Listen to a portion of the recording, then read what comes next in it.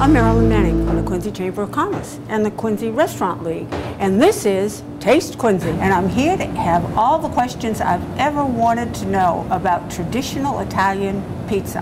And to give me those answers, I have John McGraw from Quincy's newest traditional pizza parlor. How you doing, Marilyn? Doing great. I am so excited. You know, we hear pizzas, thin crust, fat crust, deep dish, undished. I'm going to find all those questions answered by you this morning, I hope. Yeah, I find that there's probably as many pizza shops as there are in Quincy. There's at least that many different ways to make pizza, probably as many different people as work in a pizza shop. Everyone has their own little style that they use. So. Are you going to give us a secret of your special style? I'll try. I'll try not to give everything away, but everything you guys need to know to make pizza at home. How does your pizza dough differ from anybody else's? The pizza dough has egg in it. That's one of the things that's different. A lot of places just use an oil instead of egg, so I think that gives a little better flavor to it with the egg. So that's one of the biggest differences. Does it lighten it up a little bit too? Or? I really don't know the answer to that. So well, we'll cut find that out. part, right? And how do you figure out how much it takes to make one pizza? Honestly, I learned from someone else, and it's for an 18-inch pizza, which is the size we make, which are large pizzas. 18-inch pizzas like this. It takes a 24-ounce dough ball. Okay, so we got one right here. Let's get started. Yep, one of those right there. Now, what's the difference between a thin crust pizza and a thick crust pizza? It's really how much dough you're using. You'd use more dough for a thick crust, and you just wouldn't pound it out as thin. So that's the difference. And then you have the Italian style and the Greek style. The Greek style is made in a pan, and it's already pre-made. It's not hand pressed out. Mm-hmm. So the first thing that's most important to keep in mind when you're making pizza is flour is your friend. We go through about 50 pounds of flour every week here at the store. So we use a lot of flour to make sure nothing's sticking and you're getting a good form on the pizza. Some people use cornmeal in a mix. Do you do that as well? They do. We don't use cornmeal here, but it's pretty popular. Sometimes people like the different flavor that the cornmeal will add. So it's just more personal preference, just like almost any other thing involved with pizza. So you take a dough ball, you make sure you get it nice and floured up. Then what you want to do is you want to pound it out. And I've been told this is like, the way to think of it is like playing the piano. Now, I've never played a piano, so I don't know, but that's what I'm told. Well, you would definitely be playing a march, I'm sure. So you pound them out, and what you're trying to do is get rid of all the air bubbles. Sometimes you get pizza and the cheese bubbles up in some spots. You're trying to get rid of as many of those air bubbles as possible. It's manual, and you're doing it by hand, so you can't necessarily get rid of everything, but you want to do the best you can. Now, do they have a piece of equipment that does that? There's some people or some places where they have a form that you can press the dough ball into, and it'll just form out the pizza. But ours is, hand tossed. Each individual person is doing their own pizza, and we find it's kind of like a snowflake. No two pizzas are exactly the same.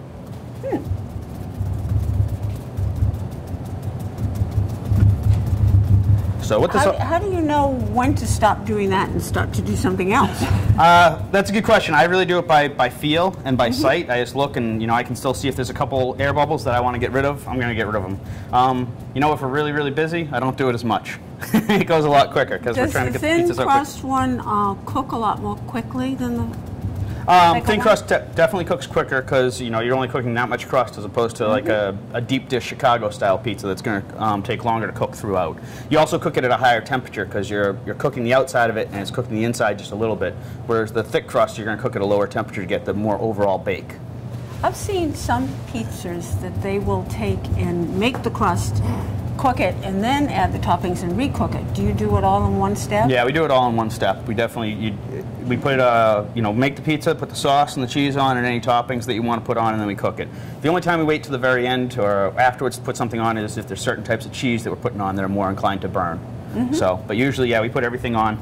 We cook our pizzas for they're about 8 minutes at 550 degrees. So it's a pretty hot oven. It's hotter than you usually find anyone that could do it at home. So it's a consistent amount of time. You know exactly. Yeah, we use timers to make sure that we're right. But it's also still a look. You want to get the light golden brown look on it, and it's never like I said, like a snowflake. They're never ever always exactly the same. Do you throw it in the air? I can do that. I can do that. I don't throw it. I don't always catch it, but I can definitely throw it in the air. I get it to about like this. It's getting Looks about 12 pretty large. inches, maybe? Yeah, it's probably about a 12-inch, which is the same size as our small pizza. We get it out to about that size. And what we have is, we cook on a screen. Because of the high temperature we're cooking on, if we were to try to cook it directly on the stone, then the bottom of the pizza would burn. If you're cooking at a lower temperature, there's some people that cook right on a stone. But we cook on a screen, we spray it down with an oil so it won't stick, plus we use plenty of flour. Now that's a little large. I mean, that's especially large pizza. That's a very large pizza, yeah. That's about as large as you're going to find for a large-size pizza. It's an 18-inch pizza. A lot of like the national chains, their large is 14 inches. So it's a lot larger than those. And if you know anything about geometry and circles, and a couple extra inches adds a whole lot around the whole edge of the pizza. And how many would that serve? It depends on whether you're eating it or whether I'm eating it. For myself, I can eat over a half a pizza, no problem. So it might serve 1.5 people to 2 people for me. If it's a couple women going out for lunch, I'd say 3 to 4. Because we can get eight slices. Some people, our slices are really big. People ask us to come smaller than that just so they can manage it. So yeah, it all depends on the appetites of the people that are eating it. Well, is cheese the most popular, just a plain traditional cheese pizza? Cheese and pepperoni are definitely the 2 most popular. Cheese is right up there. We have a couple different ones that have chicken and bacon and other toppings on them that you don't find at every other pizza shop. So it depends on the specialties and things like that. What you do best. Right. Well, you mentioned something about cheese burning. Is there a special hint that you can give us that we shouldn't use this kind of cheese because it does burn more quickly? No, most cheese you're going to be okay with. Traditional pizza has a mozzarella cheese on it. We use a 5-blend cheese that has 5 different types of cheese on our pizza, a couple different types of mozzarella, some provolone, and some cheddar. What's the advantage of mixing them? The mixing, there's 2 different advantages. It provides for better coverage. When the cheese melts, the pizza gets a better coverage and a more even coverage. It also just gives it some more flavor. But again, the majority of it's 70–75% mozzarella. So it's mostly mozzarella, and you'll find that most places are pretty much mozzarella. That's a pretty bland cheese, so the others might add a little sweetness or saltiness to it. They add a little flavor. A lot of people, what they don't realize is a lot of the flavor from pizza actually comes from the sauce. The cheese is not the biggest flavor factor. It gives its consistency, and the quality of the cheese will tell you, you can tell the quality of the cheese by how greasy a pizza is. The more greasy a pizza is, the lower quality cheese it is, the less time it's had to cure and things like that. Well, that's interesting. You might have thought it would be the other way around, that richness would be oil, and evidently not. It can add more flavor, but usually it's a lower quality because people just don't want a greasy pizza. Most people don't want a greasy pizza. So the pizza companies have made it such that, or the cheese companies have made it such that the higher quality cheese is the one that gives off the least amount of grease. That's an interesting point we picked up. And yeah, we pride ourselves here on having cheese pizza that's not very greasy. Once you throw the pepperoni and the bacon on it, then it's a different story. But with the cheese pizza, it's not very greasy here at all. Well, would you want a highly flavored tomato sauce on it? Isn't that something that should be kind of a background for everything else? I guess again it comes down to personal preference. I myself, I do like a highly flavored sauce. I like a sauce that has a lot of flavor to it and has some body to it, and we put about 7–8 different types of spices into our sauce to give it some kick and give it some flavor. And we combined a couple different types of sauce into ours to give it some of the tomatoes more puree, and some of it's more of just your regular pizza sauce that you'd find at a grocery store. A little more chunky. All right, let's see you throw this in the air. Okay, I'll give it a shot. Now what you want to do is the weight of the pizza will stretch it out to the size. The larger the pizza they're making, actually the easier it is to make because the weight of the dough will help stretch it out. I usually like to put my hands into a fist and just put that around the inside edge of the pizza, and I start off like this to start stretching it. And just going around, they call it turning the wheel. You just turn it just like you're driving a car. If you want to get fancy, you can throw it in the air. I'm impressed. I don't want to, I don't want it to land on you or anything, Marilyn, and I'm definitely not. I feel like throwing it in the air, it's mostly just for show. It doesn't improve the quality of the pizza, and it makes it so it's a little less consistent throughout the dough. It's amazing how it drapes. It just does grow. It just falls into place for you. If it's at the right temperature and the dough's been proofed to the right amount, it'll just fall into place for you. It's actually really a piece of cake. So what I do is I stretch it out and I look to see, is this the right size? And perfect. Yeah, that time. I wish I could always do it that perfectly the first time, but yeah. Are those little air bubbles that I'm looking at? Those are little air bubbles, exactly. No matter how much I pound it out playing the piano on it, I'm still going to end up with some air bubbles. It's unavoidable. What I can do, though, is I'll take one of my knives. Where'd my knife go? And I just go through, the method that I like to use is I actually just like to scrape it across the top, and I can pop a bunch of those bubbles all at once in one stroke. And again, you're never going to get rid of all the bubbles, so you just can't find them all, you can't see them all. It might make it a little crispier too. Would It definitely does make it crispier, yep. There's some people, you know, we have some customers who will go, I want mine really bubbly. So we actually make it more bubbly for them. But most people don't like the bubbles because it's a less consistent flavor. The other thing that you can do to get rid of bubbles is put toppings on top. The more toppings you put on top of the pizza, it just crushes the bubbles and they don't pop up. Cheese pizza is where you really see a lot of the bubbles. Now you mentioned your oven, 550 degrees. Most ovens in homes, that would be topped out, right? Right, exactly. These top out about 700 degrees, so we could go higher. You also have a hard time getting something that size into a regular house. Right. Most places you're not going to find the equipment that'll cook pizzas of this size, and certainly not that quickly. So I just go through and I pop all my bubbles and I look for a nice universal look throughout the pizza. You won't want any spots that are too thin. Mm-hmm. It'll cause it to flop and kind of fall apart when you cut it. When you stop to think about it, pizza really is a very healthy food. It's got vegetables, protein. Yeah, it's really not that bad for you, especially if vegetarians love pizza because it's the best taste. Without getting the meats and everything on it, it's a great taste. I think it is very healthy, especially if you're using a good quality cheese that's not too greasy and not too fattening. Can I ask a question about calories in the average slice of pizza? Do you have any idea how many calories are involved? I don't know for sure, to be honest, what the calorie count is, especially on our pizza. Our slices are bigger than most other places, like I said. I know that as compared to a deep dish pizza, those are much higher in calories. The Chicago deep dish pizzas are definitely the highest calorie type. The thin crust, because the dough is one of the biggest sources of the calories, are definitely better for you. But I don't know the exact calorie count. My guess would be somewhere in the 250 to 300 calorie range I for would have said around first slice. Calories per slice. All right, so for our pizza, like I said, we use a couple different types of sauce that we mix together, and then our 8 different spices, and we grab 1 6-ounce ladleful. There is a point you can put too much on it. Definitely, you can put too much sauce on it. The studies that I've looked at said that about 40% of the taste from a pizza comes from the sauce, and about 30% from the cheese and 30% from the dough. I don't know what the truth to that is, but that's what I've seen. And what I like to do is just keep spreading it in a circle like this. And you want to get it out to the edges. Just cut that little piece of cheese out, you won't see that. I like to spread it out to the edges and just leave a little bit around the edge for the crust. And you want to just try and spread it as evenly as possible so you're getting the same consistent flavor throughout the entire pizza. If you put too much on, it gets kind of soggy and sloppy. It can get soggy and sloppy, exactly. And it takes longer to cook because the dough underneath will not cook as quickly. The more sauce that you have on top, it slows down the cooking process. But that's about what we like to do for our sauce. And it really looks very sparse. It doesn't look like it has an awful lot on it. Yeah, it's not overwhelming at all. It shouldn't hold anyone back because of the sauce. And then the next thing, obviously, is moving on to the cheese. Like you said, cheese is very important, having good quality cheese. You can see we have different types of cheese in here that has different looks to it. And also, by far, the most expensive part of pizza is the cheese. We use almost a pound of cheese on each of our pizzas. So it can really add up.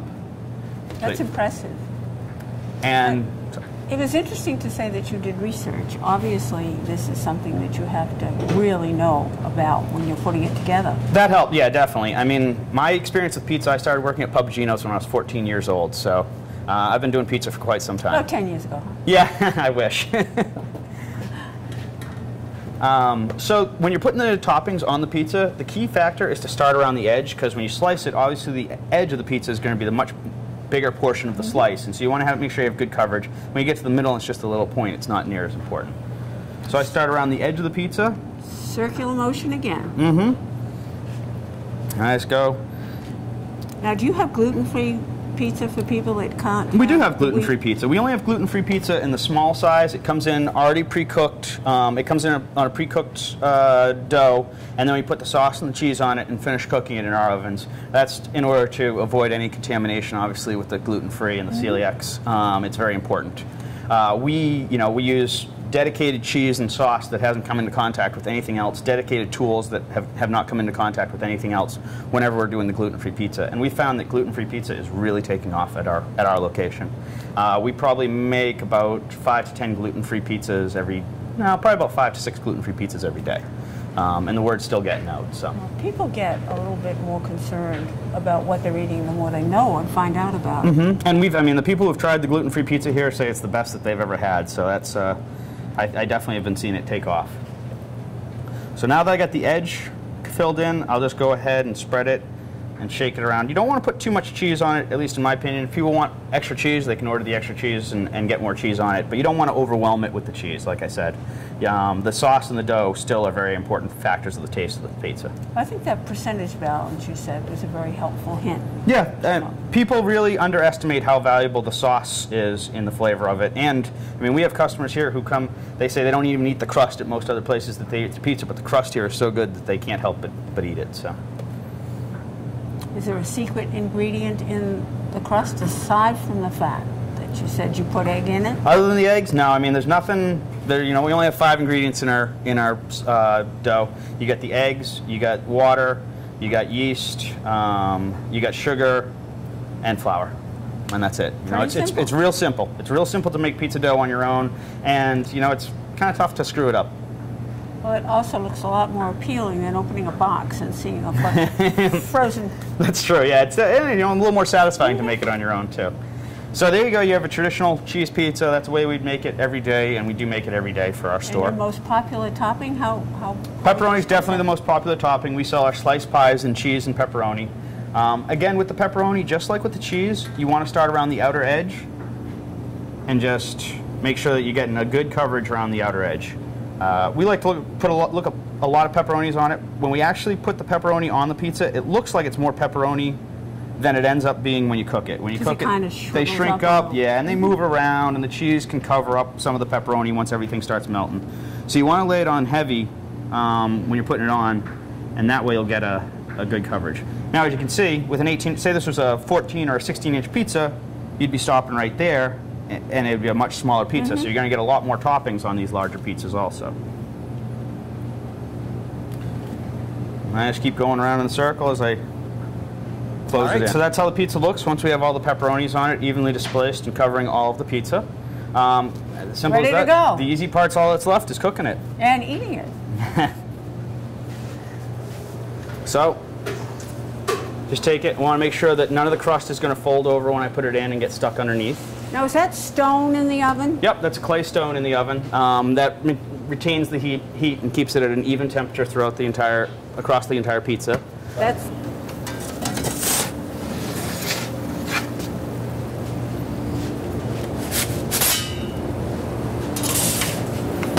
So you have a large pepperoni pizza, and for a sliced pie, we only cut it into 6 slices.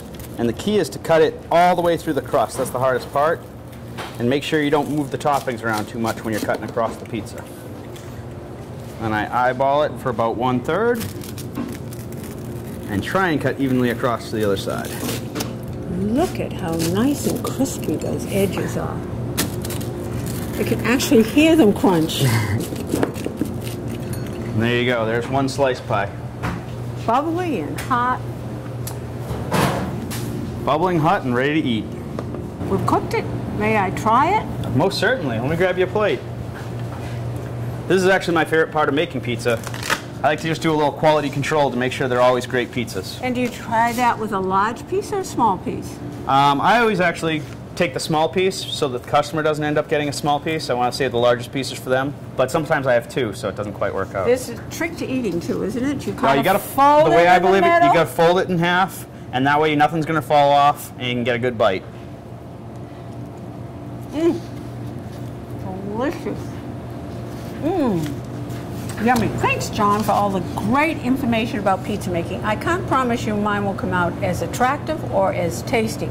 But you know what? I think I'm going to give it a try. Well, anytime you have any questions, Marilyn, just feel free to stop by and I can give you a refresher course. Maybe I can make it here and take it home and cook it. That's fine, too. Unchained Pizza is a welcome addition to Quincy. That was my pleasure, Marilyn. Thank you very much.